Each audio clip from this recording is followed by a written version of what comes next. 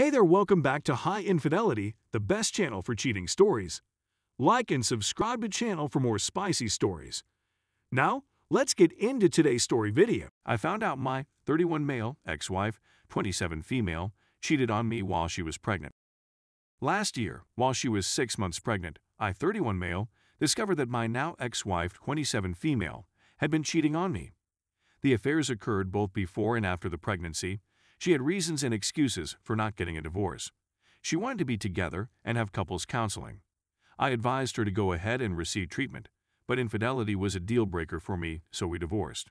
She moved back in with her parents, who had ample space to build up a nursery, and gave my ex the guest room, since the home was mine when we married.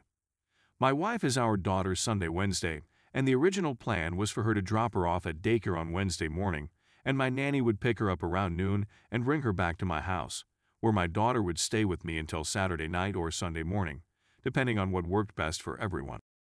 Then, my ex stated she feared the daycare was misplacing some of the items she was bringing in for her to bring to my house, since our daughter had come home a few times without certain bottles or her binky. So ex stated she wanted to drop our kid off at our home straight to ensure that all of her belongings arrived at my place. So she began bringing her up from daycare and dropped her off here during her breaks. On Wednesdays and Fridays, I work from home. Nonetheless, I'm working. It was usually about 12:30 when ex started dropping Nadine down at my place. Since I was in my office working, my daughter's nanny, lovely elderly woman from Barbados, not sure of her age but I'd estimate late 50s, 60s, was the one to open the door for my ex and remove my daughter and her belongings. When she arrived, ex said that she wanted to meet with me personally. She felt like she was dumping a lot on the nanny and didn't want her to forget to tell me anything, she said. I'd be lying if I claimed I didn't have animosity and hate against my ex. But I don't want my daughter to see that, so when I speak to my ex, I try to be as emotionally equal as possible, just talking about topics that are relevant to my daughter and nothing else.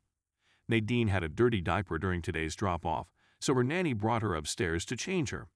When my ex inquired how I was, I told her I was fine and thanked her before beginning to go back to my office. She sees herself out, she used to live there. You know, I'm getting really sick of your nonsense, she says as I walk away. I didn't even get a chance to ask her what she was on about before she began flipping out, screaming.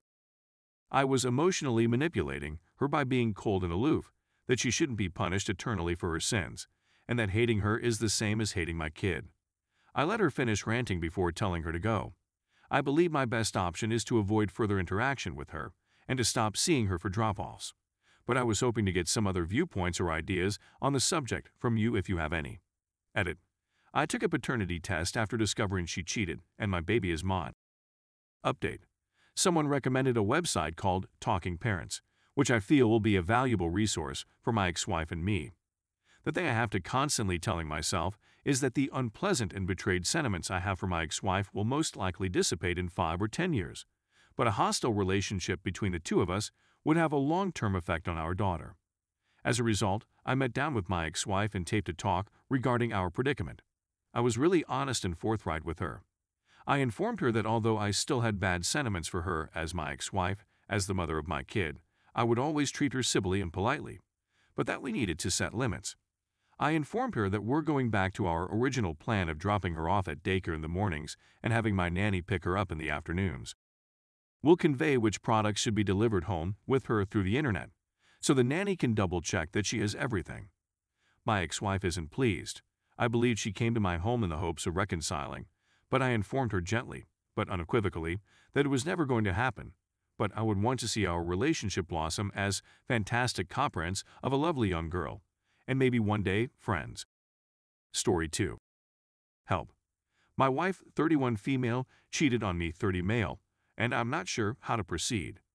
My sanity and I could really use some advice. Okay, so this is going to be a long and convoluted tale, but I could really need some help here. I need to get this off my chest and see what other rational people think of the issue, and if anybody has any suggestions for what the heck I should do, it would be much appreciated. Here we go. Leslie, my wife, and I had been dating since I was a freshman, and she was a sophomore in high school. That puts me at 15 and her at 16. We had been dating for approximately a year when she became pregnant. We made the decision to keep the kid and raise him jointly, with the help of our parents. This was clearly incredibly tough for us, but with our parents' help, we completed high school. She became pregnant again just before I was supposed to start college. Apparently, she is highly fertile. More on this later. I attended community college for 2 years before transferring to a 4-year university to pursue my bachelor's degree. I completed college while raising my 2 great and fantastic children, and I couldn't be more proud of myself. I got a good job right out of college while she was working her way through her degree. After a few financially difficult years of working, she graduates from college. At this point, Kid 3 appears. Despite the financial and other challenges that come with being a young parent, we were a happy, close family, and everyone was doing well. After a few more years and a few more promotions, I'm still working a lot and the only one making money. Leslie starts spending a lot of time with another man. I was okay with it, but I felt a bit apprehensive about it. The hanging out got more regular, and as a result, she became more harsh and cold towards me. I had fallen into a profound despair and had entertained some really terrible notions during this period. My self-esteem was damaged. She often put me down, and I was always concerned about where she was and what was going on.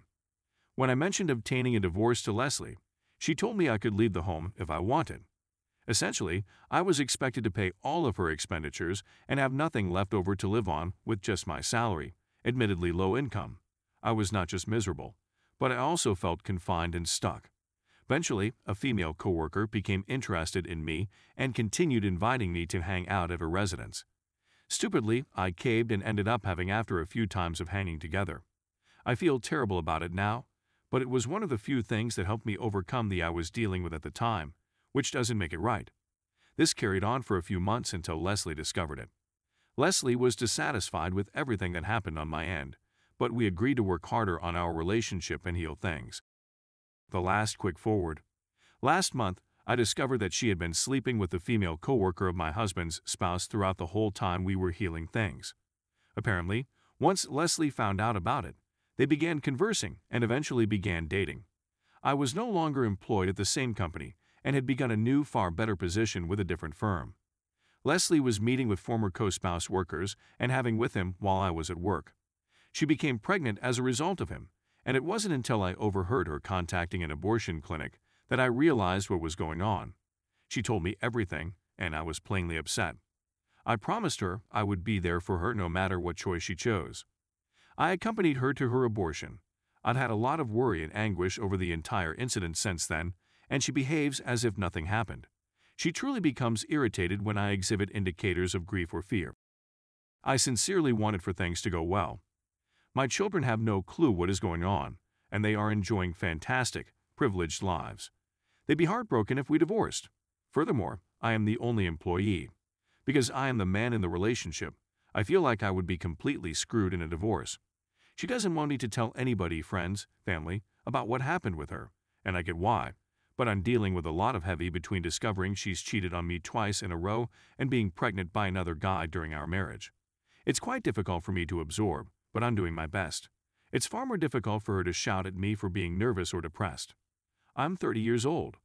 I reside in a rundown tiny town and will most likely remain alone for the rest of my life, or at least until my children are old enough to go off to college, which is 42 years old, because of it. I don't want to be trapped here, but if we divorce, I won't be able to go.